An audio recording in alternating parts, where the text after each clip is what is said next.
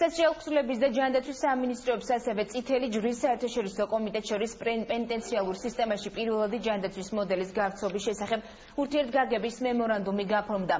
პროექტის მიზანია სამედიცინო მომსახურების ხელმისაწვდომობა იმ დაწესებულებებში, სადაც პროექტი დაინერგება, ასევე დოკუმენტი მიზნად ისახავს პენიტენციალური სისტემის 7 დაწესებულებაში პირველადი ჯანდაცვის მოდელის გავრცობას, რომელიც ეფუძნება სახელმწიფო სტანდარტებს.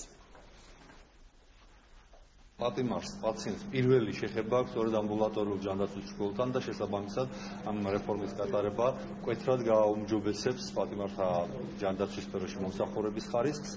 ამ რეფორმის გატარებაში ჩვენ ძალიან სერიოზულ დახმარებას გვიწევს როგორც ჯანდაცვის სამინისტრო, ასევე წითელი ჯვრის საერთაშორისო კომიტეტი. უკვე პარალელურად გამოცხადებული გვაქვს კონკურსი და ამ თვის ბოლოს გვეყოლება სრულიად განახლებული შემადგენლობა.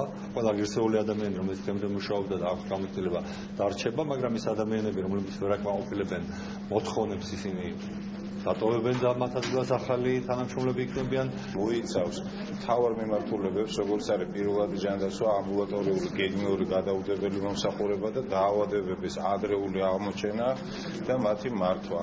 ეს გეგმა, ეს ფორმატი არის, როგორც მოგახსენეთ, საერთაშორისოდ მიღებული თანამედროვე და მე მართლაც ძალიან მიხარია, რომ საჯარო აღსრულების დეპარტამენტში მე მჯერა, რომ ეს რეფორმა წარმატებით გახორციელდება.